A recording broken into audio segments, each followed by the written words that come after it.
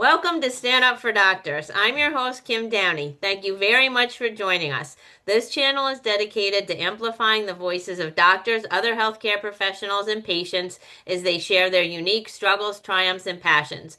My mission is to build connection and create advocacy for healthy doctors, driving positive change that benefits both doctors and patients. This is a space for everyone who cares about the future of healthcare. If you appreciate this content, please like and subscribe now. It really helps the episodes reach our target audience. And today I would like to welcome back Melissa Cohen and Dr. Michael Hersh.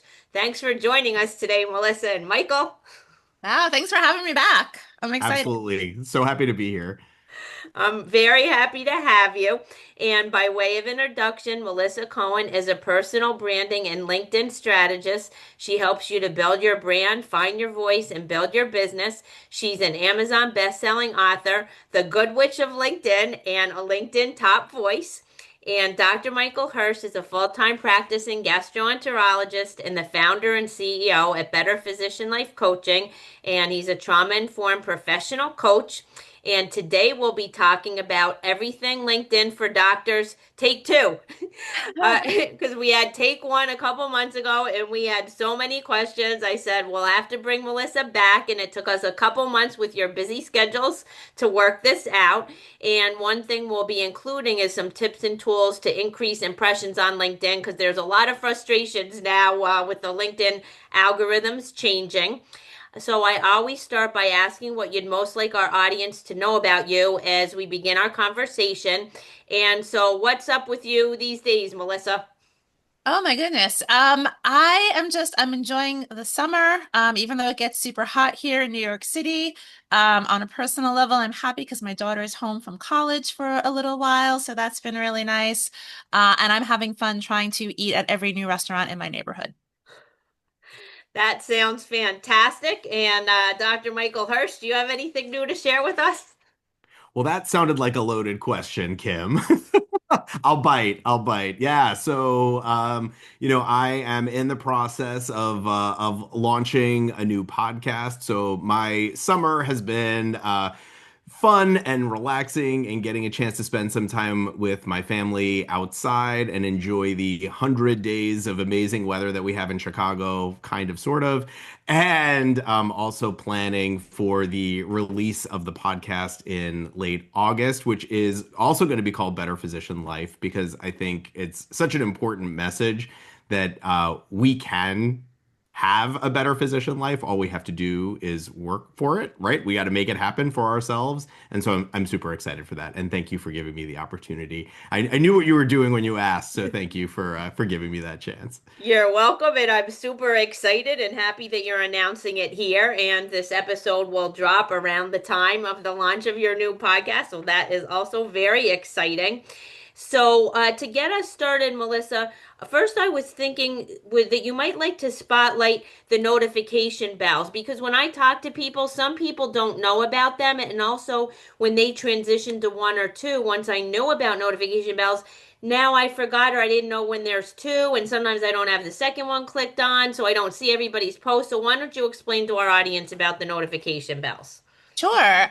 So on everyone's profile, but I want to give you a heads up, you will not see it on your own. So sometimes people go and look at their own profile and go, I don't have a belt. You do, you just can't see it on yourself. So anyone else's profile that you look at, you will see a little bell icon, right? It's sort of to the right-hand side of the profile. If you click that bell, it will give you two options. And I forget the exact wording, but more or less, one option is to see all posts from this person. That's what I recommend clicking. The other option is see, I believe they call it top posts or something from this person. Now, what does that mean? I have no idea. I don't think anybody knows what it means. I think it's like what LinkedIn decides are the most relevant posts for you from this person. I would just click see all. I would also say, truthfully, it's not foolproof. It does not work 100% of the time. My own personal experience is oftentimes when I do it, it works for a while. And then all of a sudden, it'll often default back from all to top. And sometimes it just stops working completely. So go in every once in a while, periodically, re-ring those bells, re-click those bells. I'll also share a little tip that not everyone knows. If you want to see someone's post in your feed, have a one-to-one DM conversation with them. So, Michael, if I send you a one-to-one DM, so not a group DM like the three of us, but if I send you a DM and you reply back, that's sending a signal to LinkedIn that we value the relationship with one another. And for a little while, anyway, you'll be more likely to see each other's posts in your feed. Well, thank you. I did not know about that.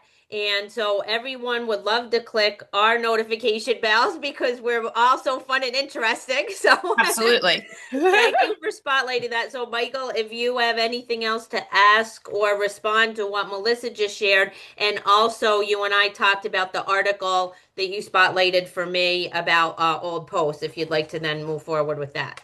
Yeah, I want to highlight kind of some of the frustration, I guess, that I have personally felt, and then I have sensed even just in the posts on LinkedIn about the changes in the algorithm. So I can't remember, somebody else had shared that article.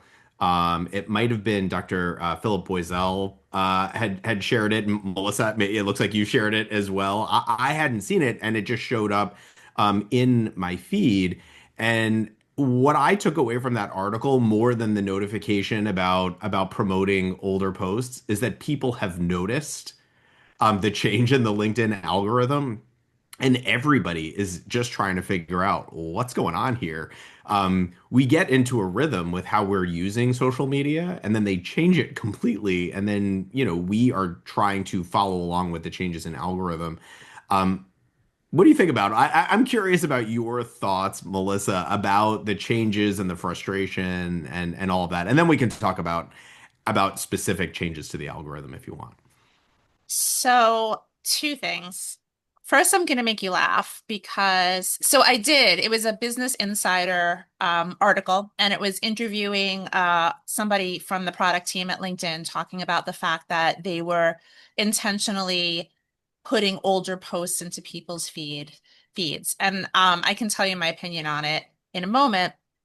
Apparently, there's some chatter online on MSN, on a few other platforms, that LinkedIn is now saying they're rolling that back.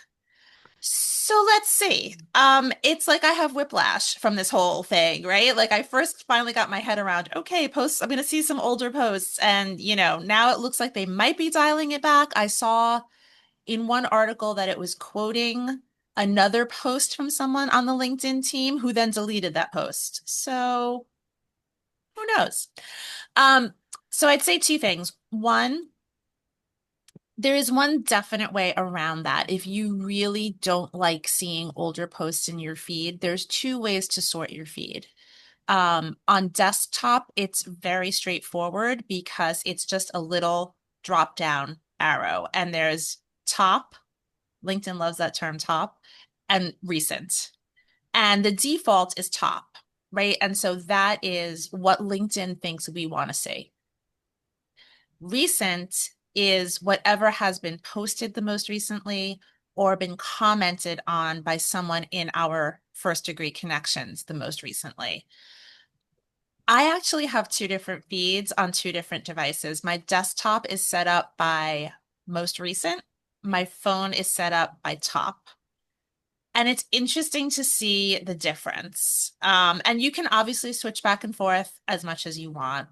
Some people try the most recent and they absolutely hate it. They think it just shows them a bunch of junk that they weren't interested in. Some people love it because they're seeing things that are newer and fresher. I wasn't necessarily mad at the change to older posts, with one exception. I did get a little frustrated if it put an older post in my feed that I had already reacted and commented on. What are you doing that for? What more would you like me to do? I've already liked it. I've already commented on it. I have nothing. But because we're not on LinkedIn 24/7, even me who loves it, it's not a bad thing I feel like it's sort of a second chance, right? Like maybe I missed something a few days ago or last week. I wasn't on the platform. I was busy. It's kind of nice. Where it gets to be difficult is if it's something time sensitive, right? If I'm posting about an event that I'm hosting next week, if you don't see it till next week, that's not so great, right? If I'm seeing an event post and the event's already over, it doesn't help anyone. So that would be my biggest frustration around that. And now let's see if it actually does dial back at all, or if that was a post that never should have been made and that's why it was deleted. It's going to be fun to watch. Have you noticed any other specific algorithm changes other than kind of prioritizing older popular top posts? So I think everybody has felt the shift as far as impressions being down, right? Impressions are way, way down. It's across the board. It's for everyone. It's for me. It's for, the biggest creators out there. Everybody's seeing it. And, that feels really frustrating, right? Because we feel like we put so much work into our content and we want it to be seen by so many people. Um, what I tell clients is impressions is the most meaningless metric. It's tough because it's the first thing we see, right? Like, and they put it in bold fonts. Like, as soon as you look at your post, it's like blah, blah, blah impressions. I, my impressions are way down. I mean, a year and a half, 2 years ago, was getting many multiple times more impressions than I do now. But what's interesting is my engagement is still really strong. My business is better.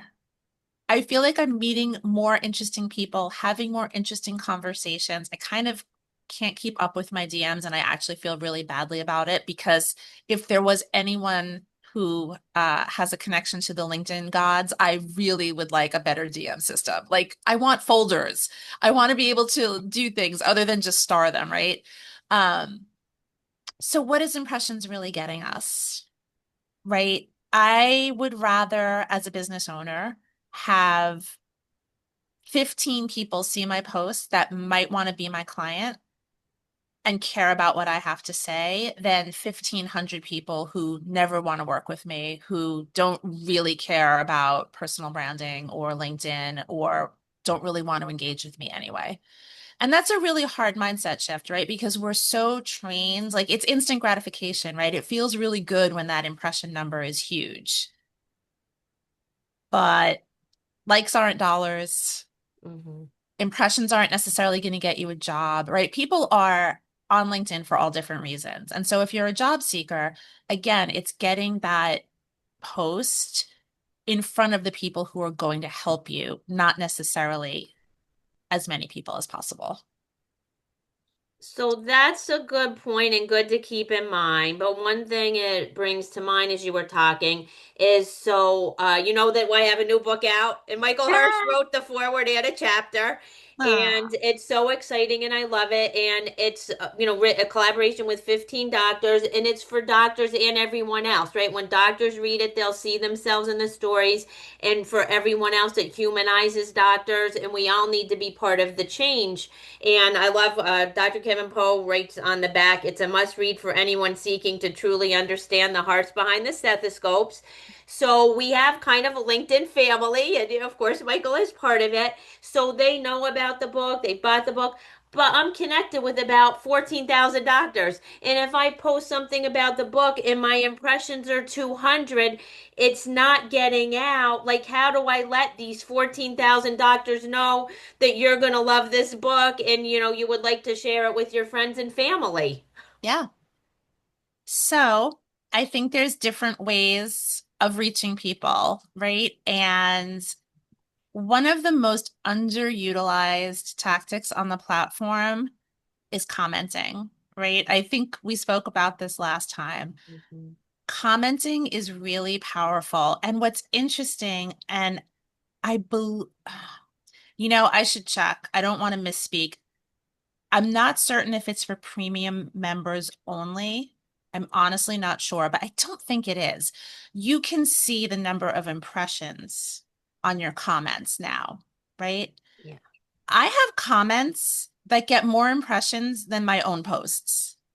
Mm. And they're not necessarily on big creators' accounts, right? People think like, oh, if I comment on someone's post who has, 400,000 followers, I'm going to get a lot of impressions from that. Not necessarily. If you happen to time it exactly right, and by the way, this is where that most recent feed view could be interesting. If you time it exactly right and you're one of the first people to comment, maybe. Mm. If you're comment number 300, you're going to get very few impressions, right? Nobody's scrolling through all those comments to read them. I made a comment recently on someone's post that I'm connected with. He's not a famous person. I think he has 5,000 or 6,000 followers. It was a good post. It was funny. I made a comment on it. That little comment that I made got 8,000 impressions. Hmm. So commenting is really underutilized, right? So you can comment on their posts and and you have to be careful, right? You don't want to be salesy. You don't want to be spamming people with links and whatnot and hijacking people's posts. But is there a way that you can all collaborate together and say, hey, we're going to talk about this book, right? We want to talk about this book that's going to help so many people. It's going to help doctors. It's going to help patients. It's going to help everyone. How can we collaboratively bring this out to more people? And commenting is a wonderful way to do it. You would be blown away at how many impressions comments can get. It's an interesting point that you're bringing up. I think the first thought that came to mind is I'm wondering if some of the decrease in impressions isn't because the impressions on the comments used to be included in the total impressions and then they just split it out. So hard to know because we weren't always seeing the number of impressions on comments. And No. so maybe some of the reduction is just that they've now split it out so that you can see where the impressions on a particular post are coming from, if they're coming from a particular comment or the post itself. That's the first thought. And then, of course, the second thought is most social media platforms are pay for views, right? Right. There are opportunities to boost, and certainly, to if you pay on a platform to boost the views, you will get the impressions that far surpass even what we all used to have in terms of impressions before all the algorithm changes. So, of course, I'm sure LinkedIn is also trying to optimize, the monetary value of their platform through advertising. So this is funny. I don't have this ability yet. Most people have had the ability to boost a post for like 6 months, 7 months, 8 months. I still don't have it. I don't know that I would do it or not. I think it might be interesting to try one or two if there was something really special that I wanted to make sure people saw. I don't even have the ability.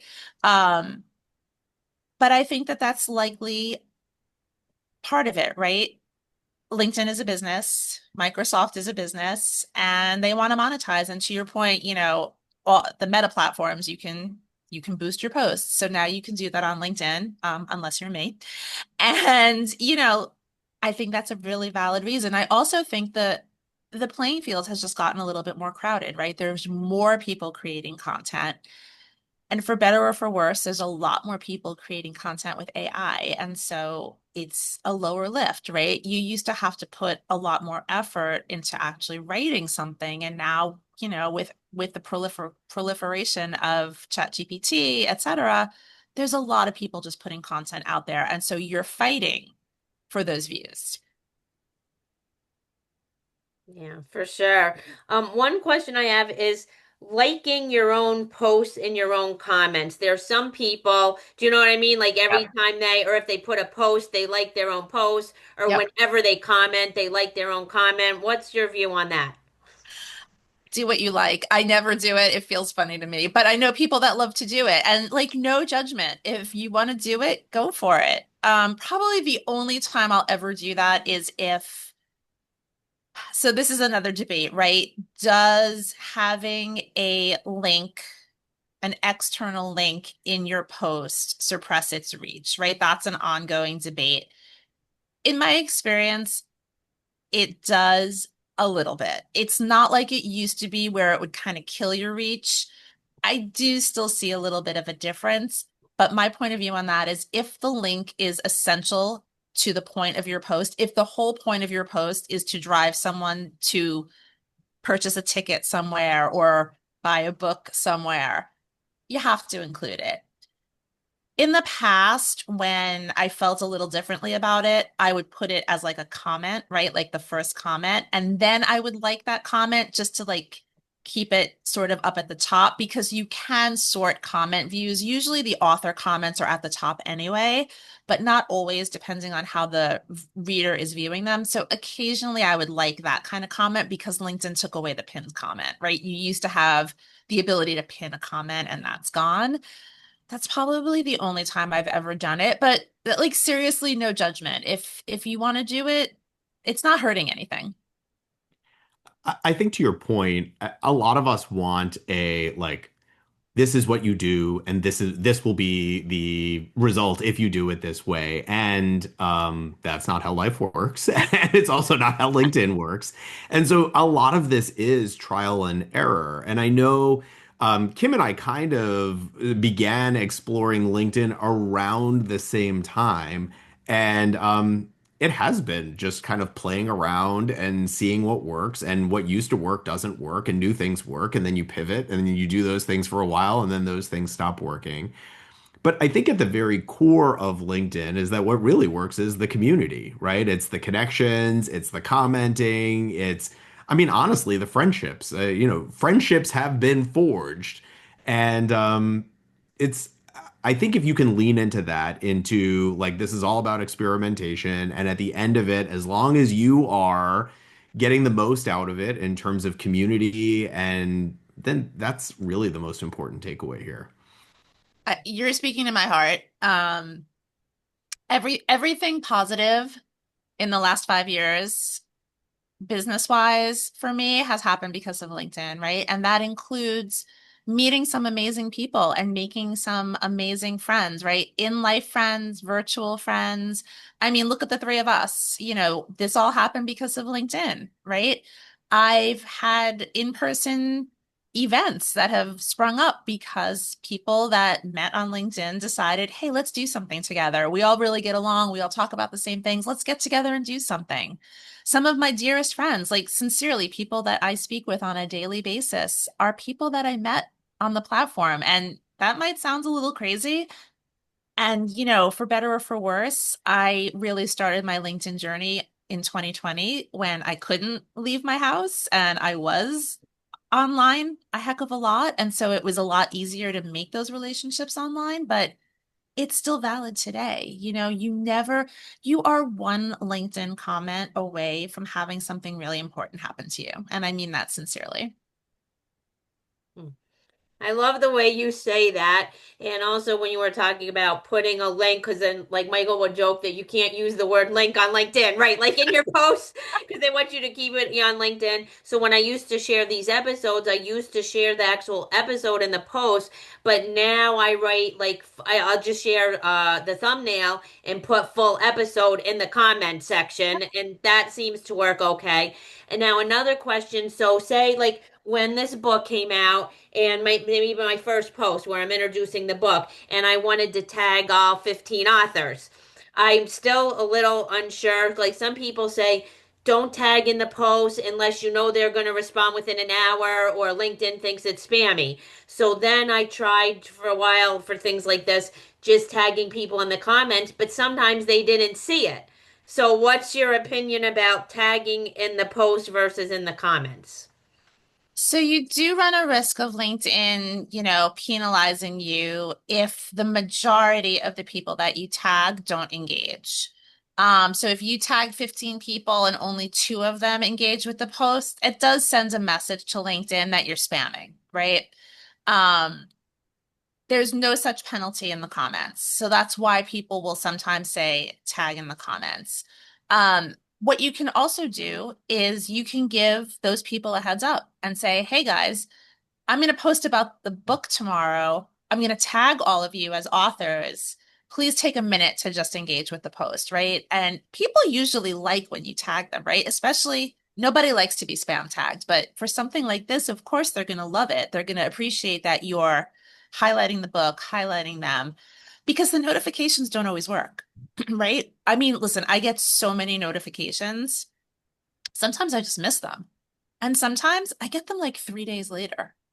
Mm. So giving people that heads up of, hey, tomorrow I'm going to tag you will go a long way. You don't have to have like all 15 engaged, although obviously that's awesome. But as long as you get at least half, you won't be penalized by LinkedIn.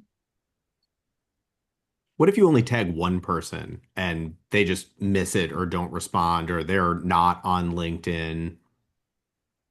I don't think for one person it's a huge deal. I think it's okay. I mean, obviously you would love them to, right? Because then ideally they're gonna like it, they're gonna comment, maybe they're even gonna repost it, right? But it's not a big deal if it's one person.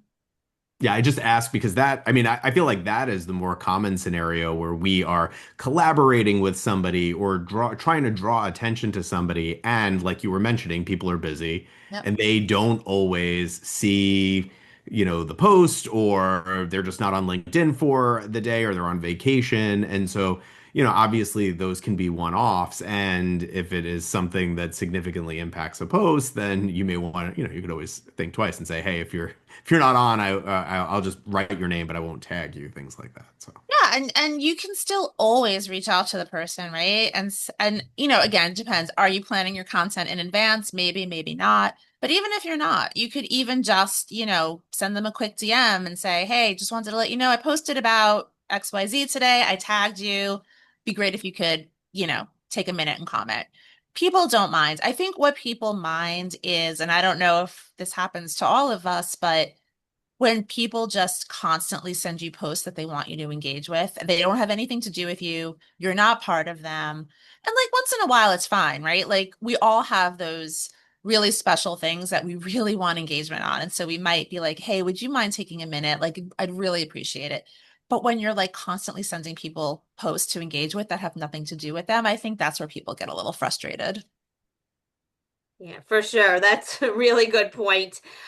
So as part of my book promotion, I actually have a number of like reels or shorts that I'm sharing from some of the doctors. So actually a total of 50. So it's been taking I've only been doing like 10 a month because I have my own things to share too. So it's going to take me like 5 months to share them all. So, but I have noticed though and they're really great. One of them just yesterday was Michael, and it's a fantastic, little reel, but it only got like 300 impressions, maybe like 10 comments or something, and it was so disappointing to me because I'm like, this is darn good. So do you find that like reels and shorts, because I feel like when I share those in general, they do get lower impressions and engagement than other posts? It's the kind of thing that there's no hard and fast rule, right? Like, I can't say definitively, like, video does better or video does worse. There are people who will say, oh my God, my video posts are off the charts. They get fantastic impressions and engagement. And then there are people who say, you know what, I post video and it doesn't do that well. I think it depends on who's your audience. I think it might depend on the content, on the topic. My advice is always like, post what you think is relevant, post what you want your audience to see. And you can repurpose those reels and shorts, right? And I'm sure you do. You have a YouTube channel, right? So you're repurposing them on YouTube, you're repurposing them on LinkedIn. Maybe you have an Instagram account. I don't know if you do or you don't, but you can put them in a newsletter, right? You can embed them into a newsletter, you can embed them into email marketing, right? There's all different ways that we can repurpose these pieces of content. So I personally, here's how I feel about video. I'm the least comfortable making it, right? I never like the way I look or sound on camera, but it's the most authentic, right? We were just talking a minute ago about AI and how much AI generated content is out there, and people don't love it, right? People get a little turned off when they just think everything they're reading is written by AI, or I don't even want to talk about AI comments. So a video is more authentic, right? It's your face, it's your voice, it's your mannerisms. It really builds rapport. So I'm always a big proponent of sprinkling some into the mix of content. and also pointing out, a lot of people will talk about like don't build your house on someone else's land, right? And one of the downsides, I love LinkedIn. It has become my preferred social media platform. It's so encouraging, it's so engaging, and it really is community building compared to a lot of other social media platforms out there. And as we've been discussing, algorithms change, the tides shift, and there really is some benefit to, as Melissa was just mentioning, kind of spreading things out, right? So we know that reels do better on other social media platforms. And, how do you, like, can you just spread things out, repurpose your material to make sure that eyes are getting on it? And so if a video doesn't do great on LinkedIn, it may do wonderfully on Instagram Yeah. or, dare I say, TikTok. Yeah. Well, that's great. One more question that I definitely want, because I have a few more that we probably won't have time for. But is there a way to filter followers? So, for instance, when I did that rooftop gathering of LinkedIn friends, I did it by starting a poll, but it would depend on who randomly in the tri-state area happened to see it. So there's no way to like filter, like, so say it was I wanted to find doctors in the tri-state area, or say I wanted to find nephrologists. Is there any way to filter your followers? There's definitely a way to filter in the search field, right? So you can put in a keyword, like whatever that keyword might be. Then you can filter by first level connections. So again, that's not necessarily a follower, though. That's a first level connection. And then you can filter by geographical area. Now, where it gets tricky is if you ever look at LinkedIn, there's different ways to say New York, right? I think you can say New York City. I think you can say New York metro area. I think you can even, I might be wrong, but I even feel like there's a tri-state something. So it's not perfect. But there are ways to drill down a bit in the search filters to get a little bit closer to what you're looking for. Okay, so that would be the search filter, right? So it's not definitely your follow. It's like, yeah, your first connections. Well, thank you. Unless, Well, can you add a location to the post? Would that potentially then filter in the people in that particular location? What do you mean? You know how on some social media platforms in the post itself you can tag a location? Oh, that's a good question. I don't think there's a. So when you make a post on LinkedIn, there are certain criteria you can set as to who will see it or who can comment on it. But to my knowledge, it's not by geography. It's a really good question. I'll go back and check. I hadn't ever really played around with that. Not that I know of, but I'll report back. okay, thank you. Yes, please do, and we can add it to the show notes. Yeah. So we do have to wind down, and I have more Oh questions my and gosh. probably enough for like a part three. But you could be an ongoing feature, and I'd stand up for doctors. I love it. So did you have any final tips or anything that you wanted to share? My biggest tip is always, and we touched on this, but come with good intentions, come with positivity. I actually wrote about this. Oh, no, I think it was a comment. I don't think it was my post. Back to comments. If you come to LinkedIn thinking it's a chore and thinking it's a slog and thinking oh, I have to do this, it's not going to be fun. But if you come to LinkedIn and think, I'm going to talk to a couple of really cool people today, I'm going to learn something new, I'm going to enjoy some content, it's just a mindset shift, right? And I'm not this super woo-woo person, but it really is just a mindset shift. Come, excited to see who you're going to see on the platform. It's my favorite part of the day is my morning with my coffee and LinkedIn. So that's my biggest tip. Well, I love that. Michael, did you have any final closing words to share with our audience? No, I mean, I think just sharing again that for the physicians out there who don't think LinkedIn is for them, or they think that LinkedIn is only for corporate professionals, completely false. There is room for everyone, and I have met some amazing physicians and physician supporters through LinkedIn, and so highly encourage you get on the platform, check it out. Okay, well, thank you both for being my guests again. And you can send me any links that you want me to add in the show notes for as far as how you want our listeners to contact you. And in closing, to move the needle in healthcare, we all need to raise our voices and we all need to care about each other. We already know that doctors need to care about patients. Patients need to care about doctors too. So stand up, doctors, and let's stand up for doctors.